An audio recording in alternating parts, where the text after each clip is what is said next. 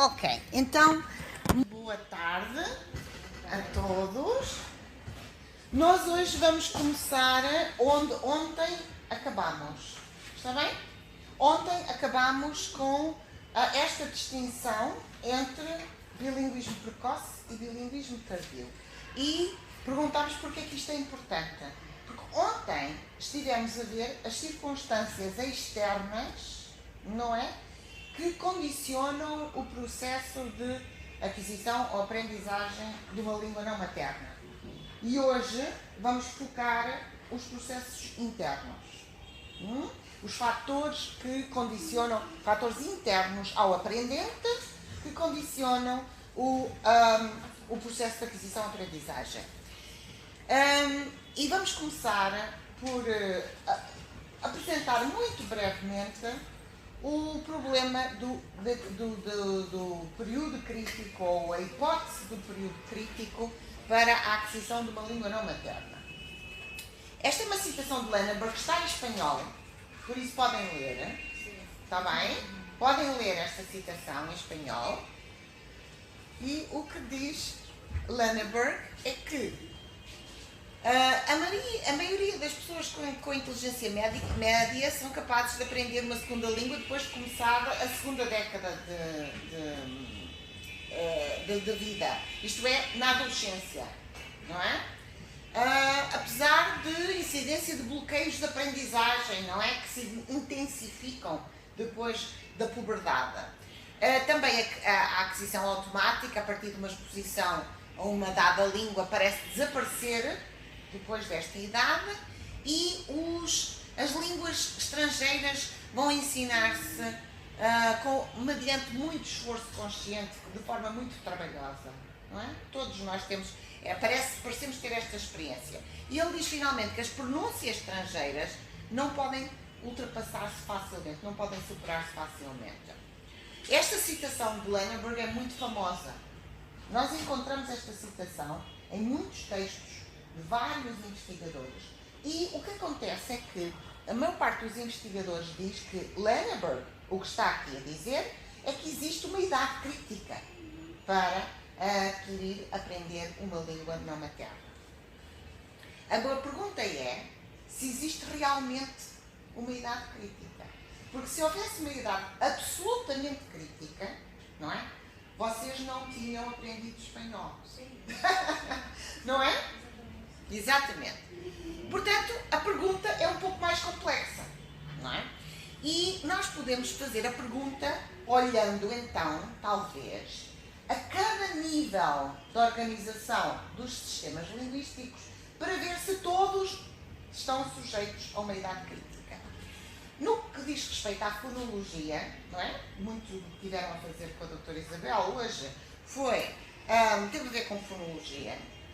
A pergunta que nós podemos fazer é se existe realmente uma idade crítica para a aquisição da fonologia, isto é, dos segmentos abstratos de cada língua, ou se existe uma idade crítica para a aquisição da fonética, da articulação e da percepção. E a pergunta também, portanto, é esta. É esta. Fonologia ou fonética? E também, existe uma idade crítica para a produção só, ou também para a percepção? Não é? É igual? A idade crítica para a fonologia afeta da mesma forma as representações da percepção e as representações da produção? A questão é linguística ou é motora? Ou é um problema motor? É um problema de articulação?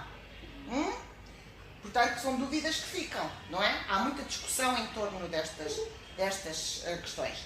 Em relação à morfossintaxe, nós temos na literatura muito debate sobre se a morfossintaxe está ou não sujeita a uma idade crítica. E há um estudo muito importante neste âmbito, que é o estudo de Johnson e Newport, que com base em num teste de juízos de gramaticalidade, conseguem estabelecer a correlação entre a idade da exposição ao input e a proficiência, não é? Ou a capacidade de realização do teste. E então concluíram que os melhores resultados estão associados à exposição precoce, à IL2. Mas existem também alguns outros estudos, muitos outros estudos, revistos aqui por Hammers e Blank, que, para além dos juízos de gramaticalidade, observaram a produção de diferentes tipos de testes, fizeram observação dos resultados de diferentes tipos de metodologias, não é? E concluíram que este grupo de estudos parecem sugerir que as crianças adquirem o sistema morfossintático de uma forma mais lenta que os adultos. E, portanto, questionam se realmente existe ou não existe uma idade crítica no âmbito da morfossintase. Mas nós podemos talvez todos concordar, e a investigação parece ir também no mesmo sentido, que há uma precisão gramatical superior no o chamado ultimate attainment, não é? Para os aprendentes precoces, não é? Comparativamente com os aprendentes tardios, que têm, de uma maneira geral, uma precisão gramatical menor do que os aprendentes precoces. Depende da metodologia.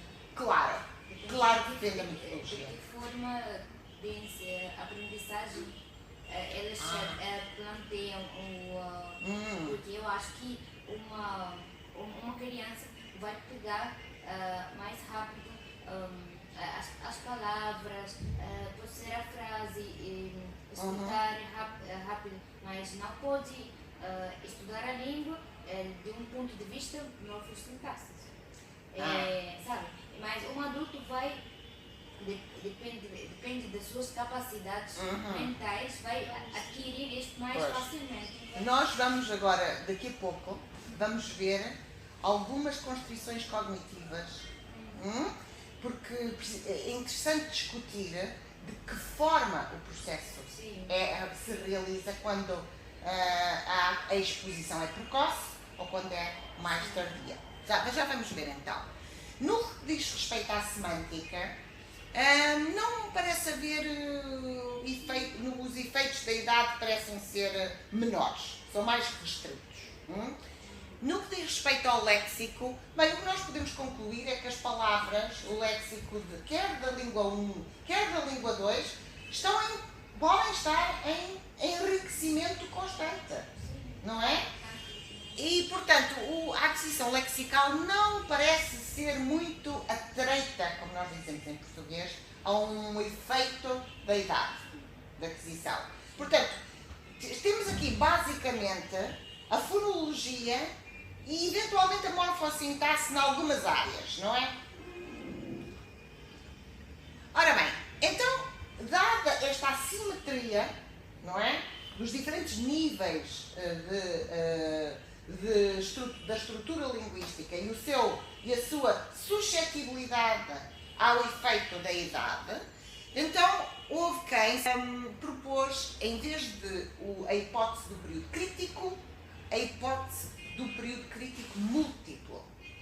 Então, diferentes níveis de organização linguística teriam, então, diferentes tipos de suscetibilidade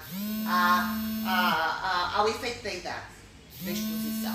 Então, nós podemos concluir rapidamente que, em relação à L1, existe realmente uma idade crítica. A criança, se não for exposta a input linguístico, até aos 5, 6 anos de idade, fica gravemente comprometida a sua capacidade de adquirir um sistema linguístico. Por isso, nós sabemos que a L1 tem uma idade crítica, não é? Em relação à L2, podemos concluir que não é em absoluto. Não existe uma idade crítica em absoluto, mas que a idade de aquisição, então, tem efeitos dependendo da estrutura linguística. Porquê? Porquê que isto é assim? Nós sabemos que isto é assim, ou temos uma ideia razoável de que seja assim. Mas porquê? E então a resposta é: existem muitas formas de explicar isto. Não é? E na verdade ninguém sabe realmente. Não é? Existem muitas hipóteses teóricas, não é? Muitas explicações possíveis, mas ainda estamos num período de grande debate. Okay? Então, nós podemos considerar, talvez, 3 grupos de fatores, não é? Neurológicos, e nós vamos discutir aqui um conceito que é o da lateralização, já vamos ver, que está associada às constrições maturacionais, não é? Tem a ver com a forma como o nosso cérebro se desenvolve, desde a infância até à idade adulta. Temos também aqui, também vamos falar agora hoje, sobre os sistemas de memória e formas, mecanismos de aprendizagem implícitos e explícitos. E também existe um grupo de investigadores que considera que a explicação para esta suscetibilidade diferenciada dos diferentes níveis de organização linguística tem a ver também com a gramática universal e o acesso e a disponibilidade da gramática universal. Não é? Eu não vou discutir esta terceira hipótese, porque também não tenho tempo e precisamos de fazer aqui algumas opções.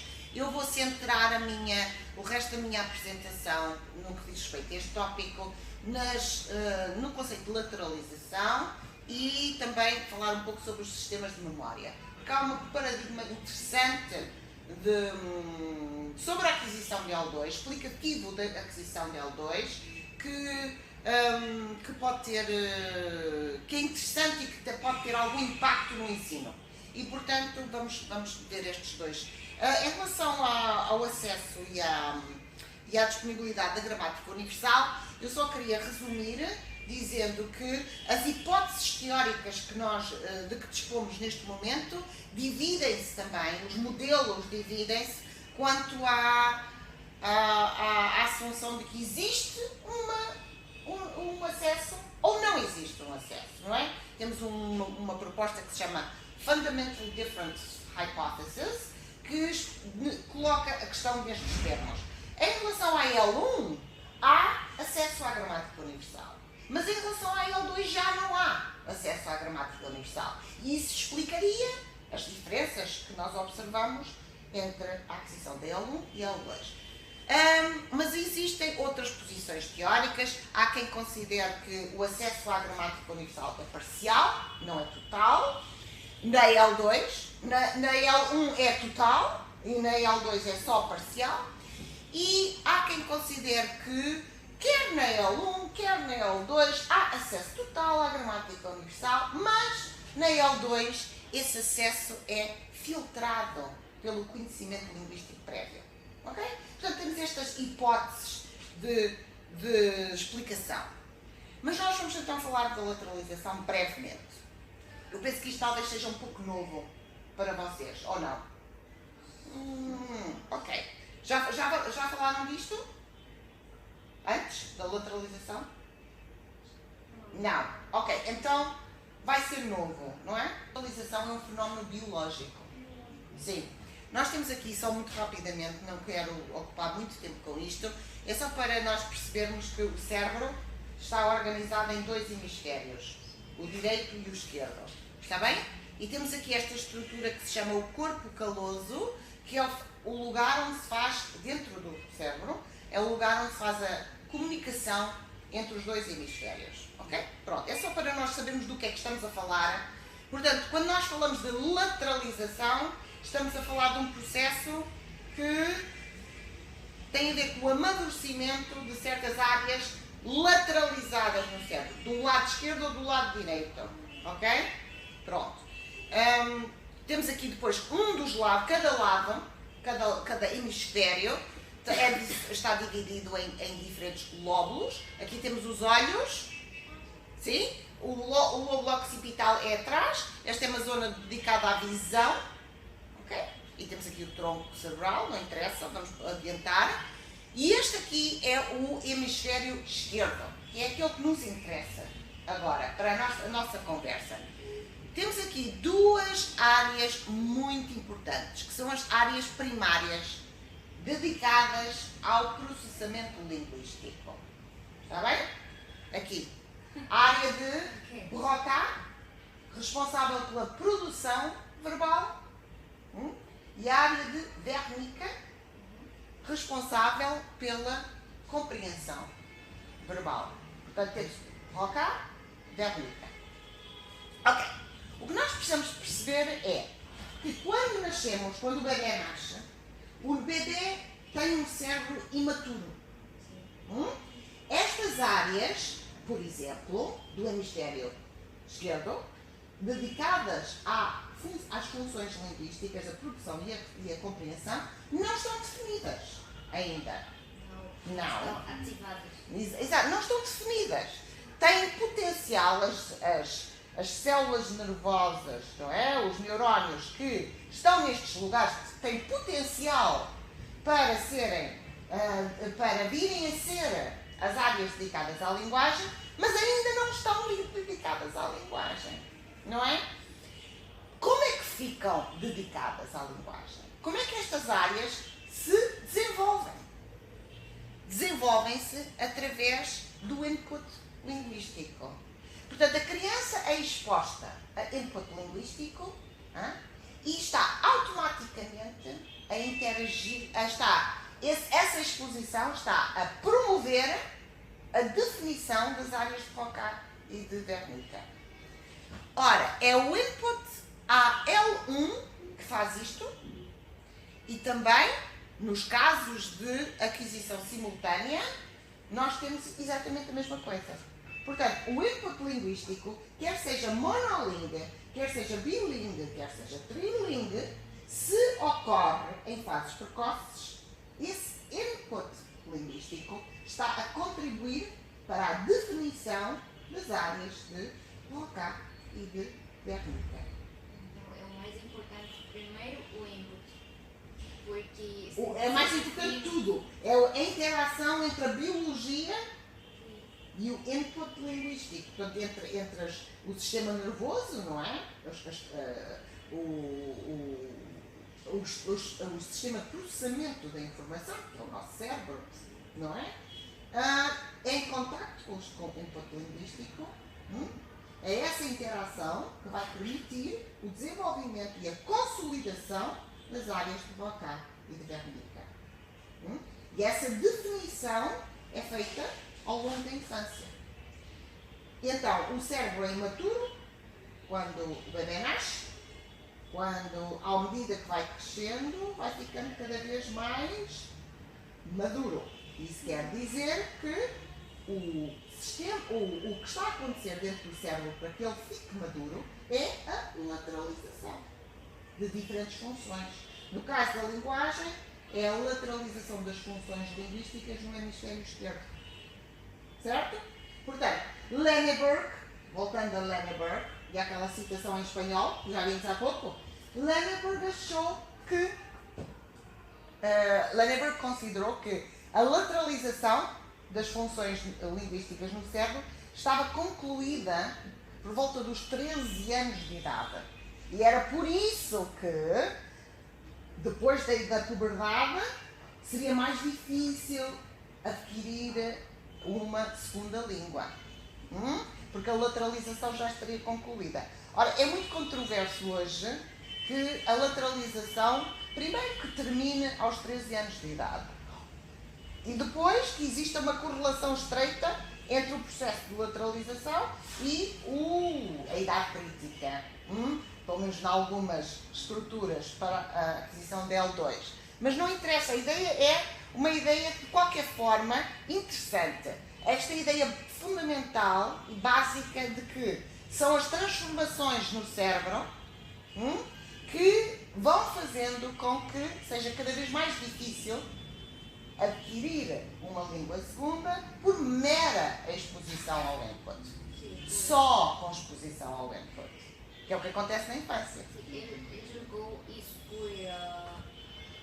porque o desenvolvimento da aquisição no sistema neurológico Sim. termina ou se reduz depois da puberdade. É o que ele achava.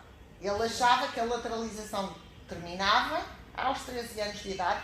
Eu não sou neurologista, mas penso que hoje em dia essa hipótese está não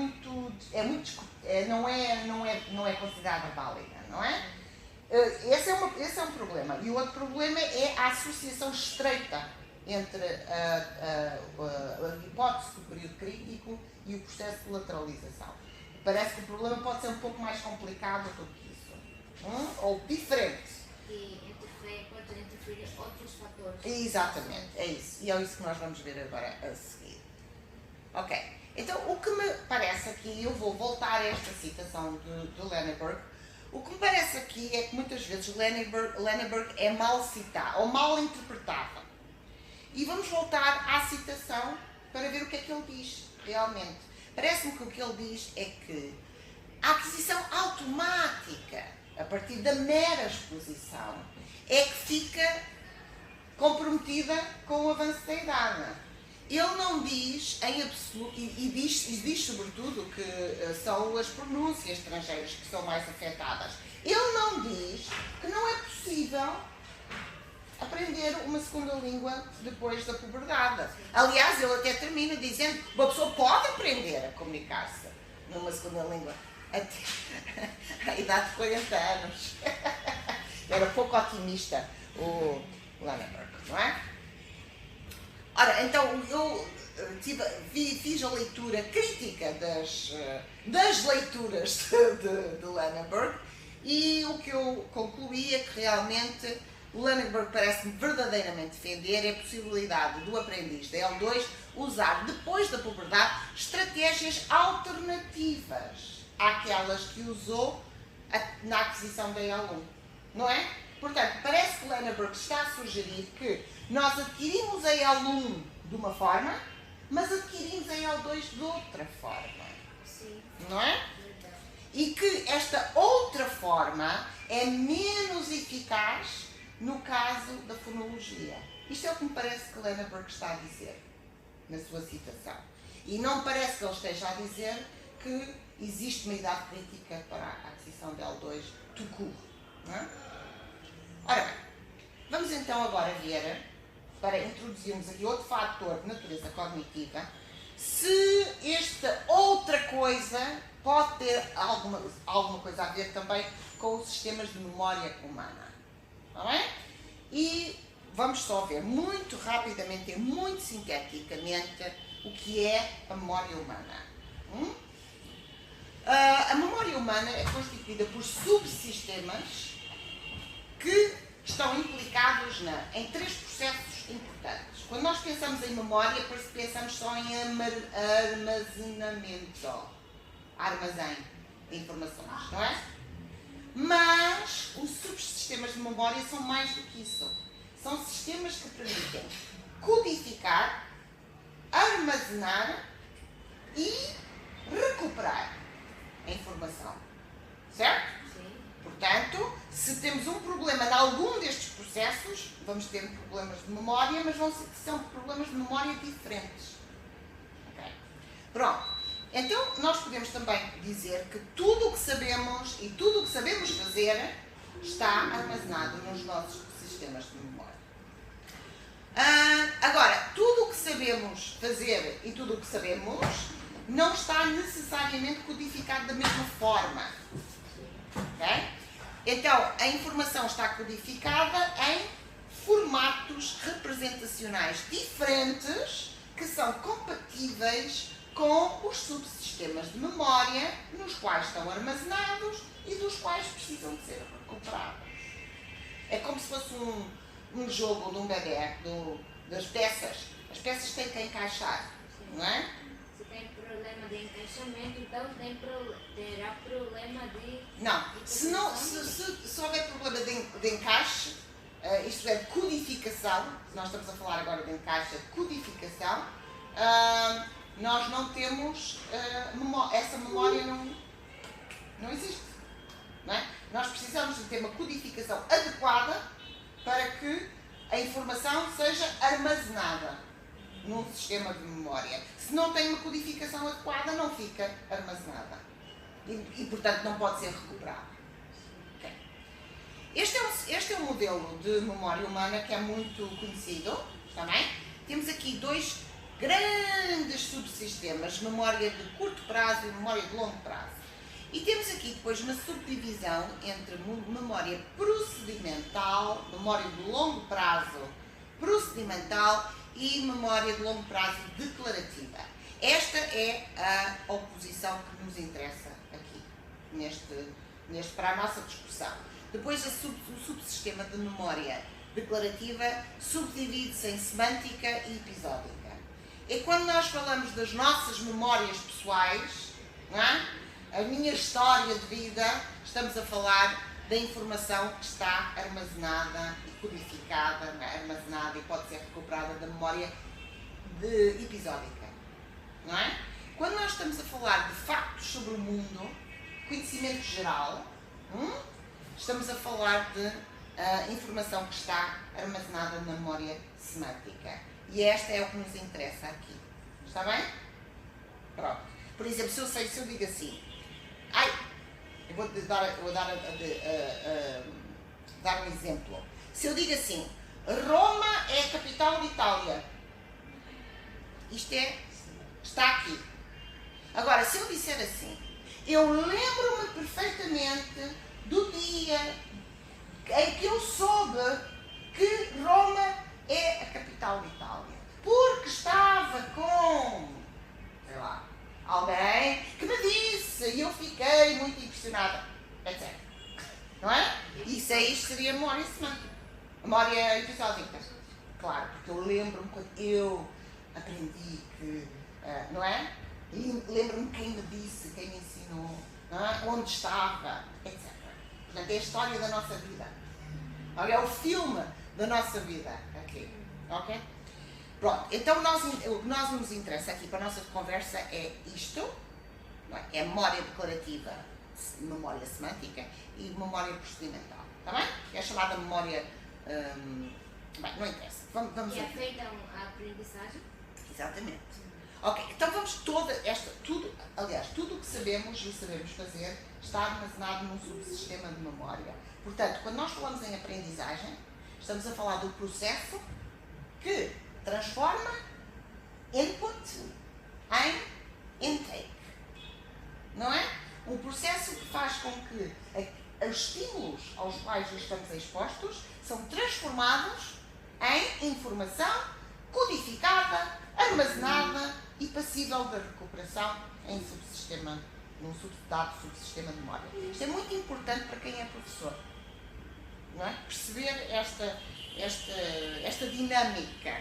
Não é? Para poder ensinar bem. Exatamente. De uma forma eficaz. Exatamente. Tendo em conta as características e as limitações, mas também as potencial dos sistemas cognitivos que estão ao dispor do aprendente. Não é? Ora bem, então vamos ver só rapidamente o que é que caracteriza a memória procedimental.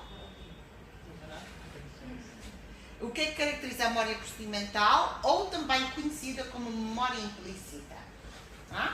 Então, as representações são aquilo que em inglês se chama know-how, skills, não é? Mestrias em português. Não é? É uma inteligência prática. Coisas que sabemos fazer. Não é? E sabemos fazer essas coisas sem sabermos como sabemos fazer. Não é? Sabemos fazer. E fazemos bem. Mas não sabemos o que estamos a fazer para as fazer bem. Ok? Não temos consciência. Não é? Elas são consideradas inflexíveis e específicas de um dado domínio. Ok?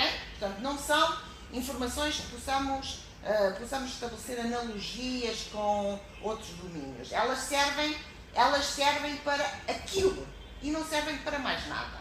Por isso é que elas são muito eficientes, porque só estão especificamente dedicadas a um skill, a uma mestria em particular.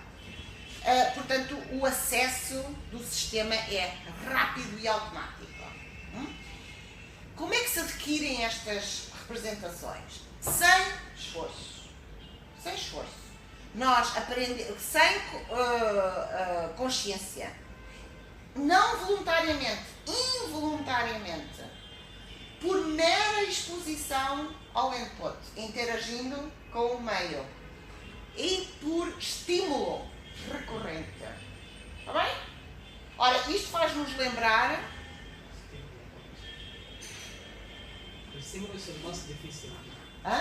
O estímulo. Sí, el estímulo es el factor más difícil de todo el proceso. Não. Porquê? Porque o sistema procedimental, o sistema de memória procedimental, está equipado para ser sensível ao input. Portanto, se há a exposição suficiente ao input, não é? Não precisa, o problema aqui não é ser a exposição máxima, é a exposição suficiente, que é diferente.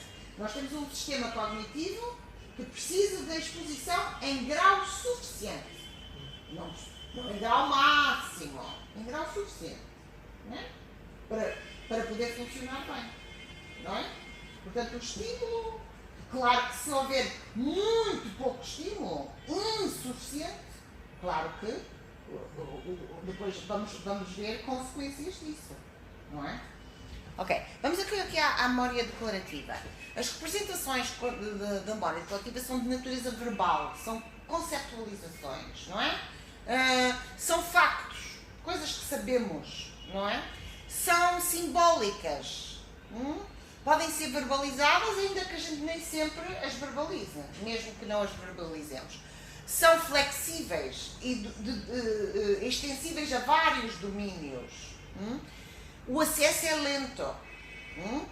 E elas são adquiridas com um esforço deliberado, com consciência, atenção consciente, e são o resultado de alguém nos dizer ou alguém nos demonstrar. Portanto, temos que também podemos autoproduzir representações declarativas quando começamos a pensar nas coisas que sabemos fazer e não sabemos como fazemos. Começamos a pôr hipóteses e a pensar, como é que eu sei fazer isto? E então isso é uma atividade intelectual, não é? Que também é codificada no sistema e armazenada no sistema declarativo. Okay? Então, há estes dois investigadores, Paradi e Ullman, independentemente um do outro, portanto eles não trabalham em conjunto, mas tiveram um pouco a mesma ideia. A ideia é de que os nossos subsistemas de memória de longo prazo estão primordialmente destinados a servir diferentes processos de aquisição e de aprendizagem de línguas. Nós temos aqui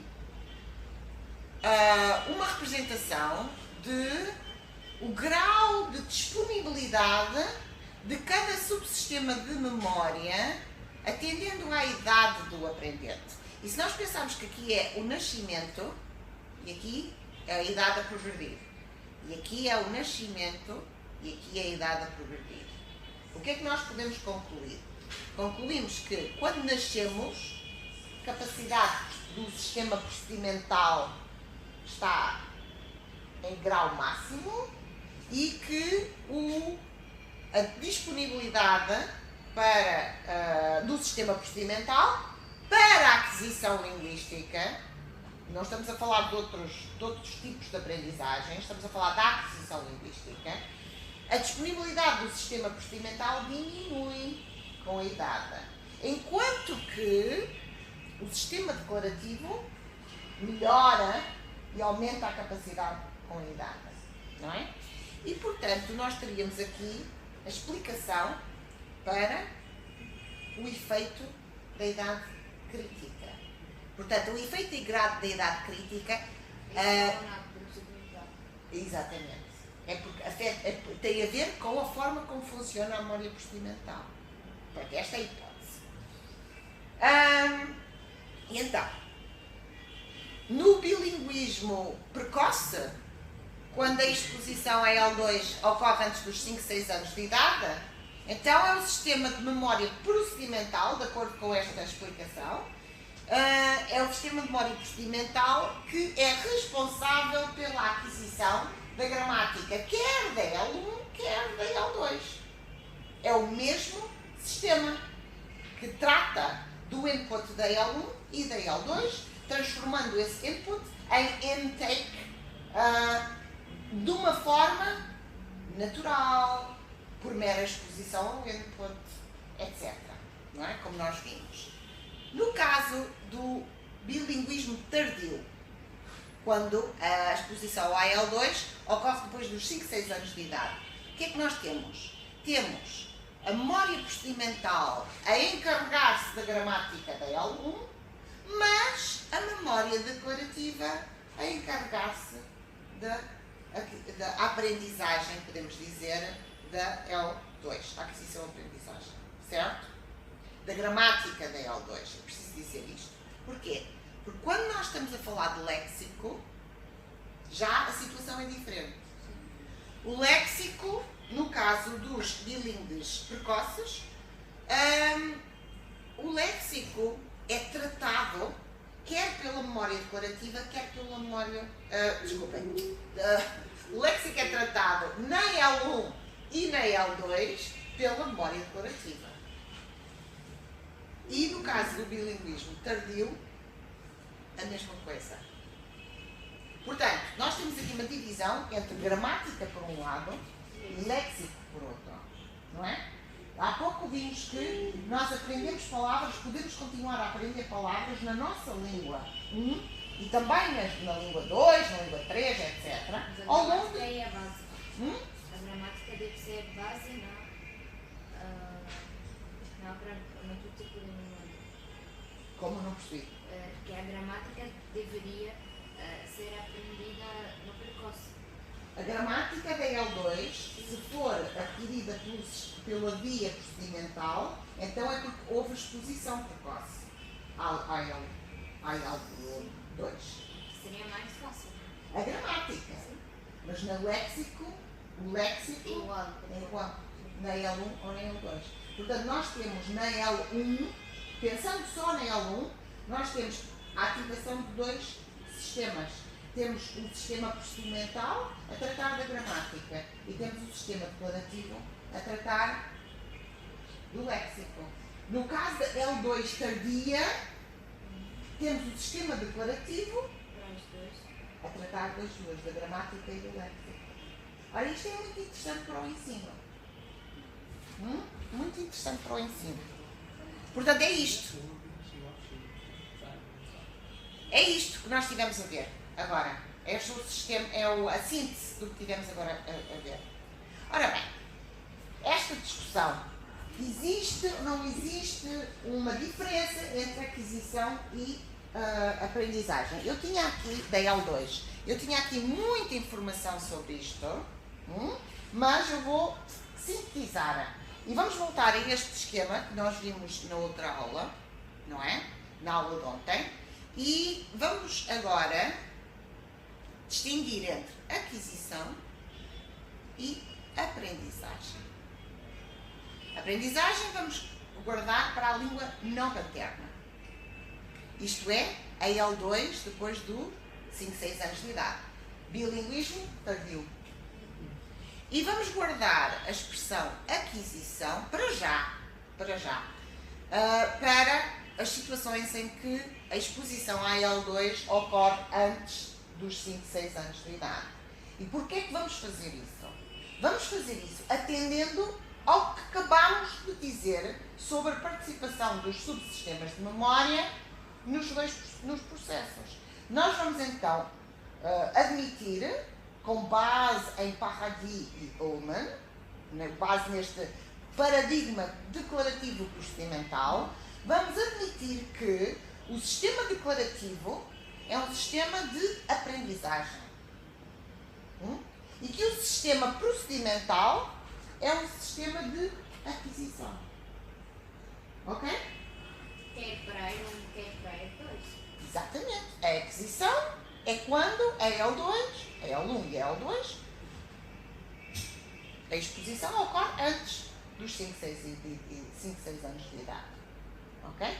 E a aprendizagem é quando esse processo ocorre depois. Na assunção, a assunção é de que o sistema declarativo está ao serviço da aprendizagem e o sistema procedimental está ao serviço da aquisição. Sim, não podemos aproveitar disso. Vamos ver? Sim.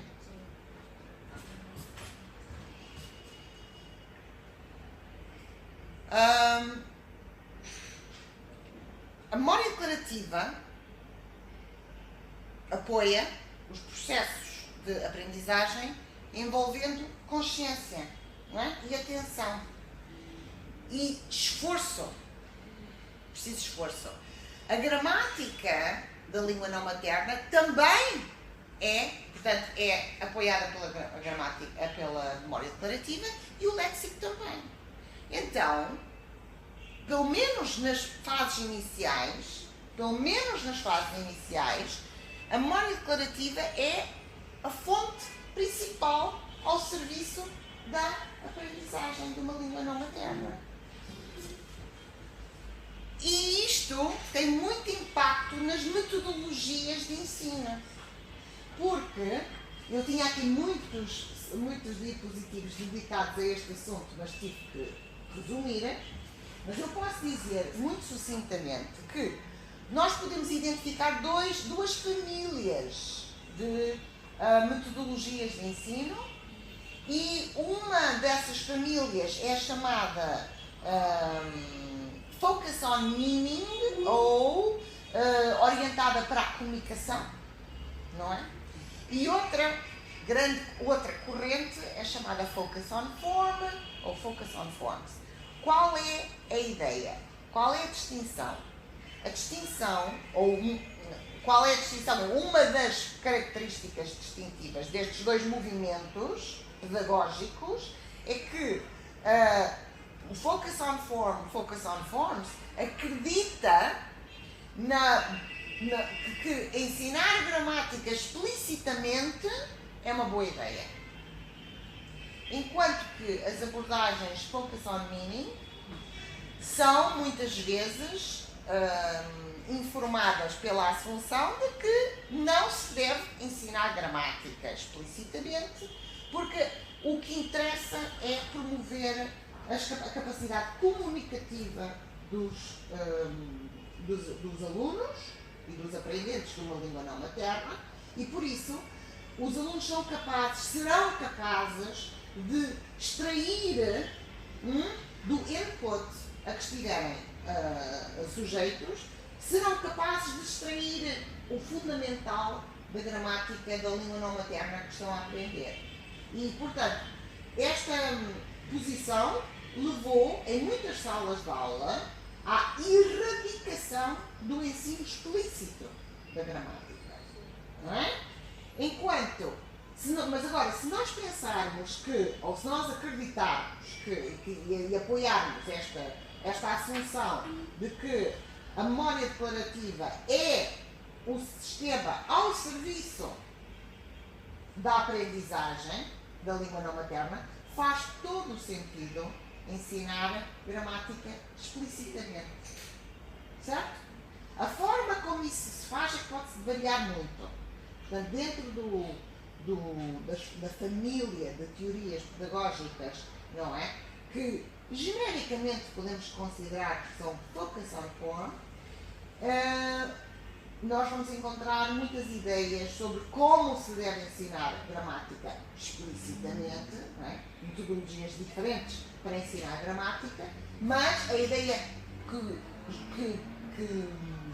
congregadora destas famílias de metodologias é de que se deve ensinar gramática explicitamente.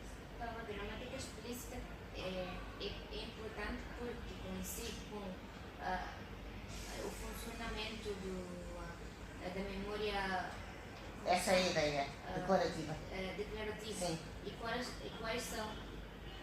o funcionamento da declarativa?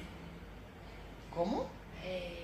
Tipo, qual é o funcionamento da declarativa que exige a gramática explícita? Bem, nós tínhamos aqui há pouco, nós vimos este esquema, um momento, vamos voltar atrás, aqui. Este, não é? Se nós formos ver as características das representações e da forma como essas representações são adquiridas, já se compreende porque é que a gramática explícita é completamente compatível com todas as características que estão neste esquema. Completamente compatível. Certo? Não é?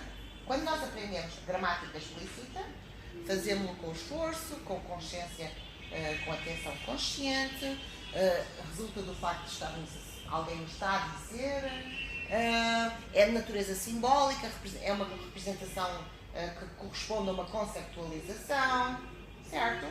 Portanto, tem todas as características. O que nós temos aqui é muito diferente, não é? Muito diferente. Tá? Podemos voltar? Sim. Ok. Pronto. Agora a pergunta é, e a aquisição implícita da gramática, da língua não materna? Não há aquisição implícita? Bem, de acordo com este modelo declarativo procedimental, esta é uma assunção que é questionada ou até mesmo negada por este paradigma, não é? Para este paradigma não há aquisição implícita de L2 do bilingue tardio. Porque a memória declarativa apoia a aprendizagem quer da gramática, quer do léxico. É por isso. Mas esta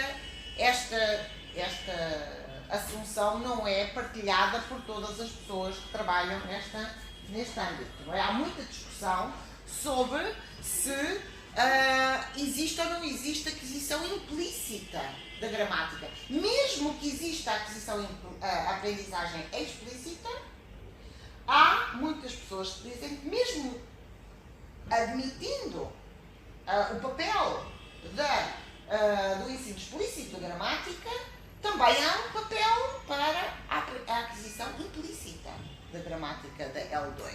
E temos aqui uma lista de alguns investigadores e de algumas tradições de investigação, não é? Que consideram que há um lugar para a aquisição implícita. Ora, esta era uma parte da apresentação que eu tinha muito desenvolvida, mas que eu tive que encurtar. Está bem? Então fica só esta ideia de que mesmo havendo a admissão de que a gramática explícita é necessária no ensino, não podemos dizer absolutamente que não existe capacidade de aquisição implícita de algumas estruturas. Ok? Certo? Porque há muita discussão ainda na literatura sobre se isto é assim ou se não é assim. Não é? Portanto, como eu disse no início deste segmento, porquê que isto acontece? Não sabemos ainda. Há muitas hipóteses teóricas sobre porquê que isto acontece. Ainda ninguém sabe ao certo, não é? Há muitas hipóteses e, portanto, vamos admitir que todos terão um pouco de razão. Está bem? Ok.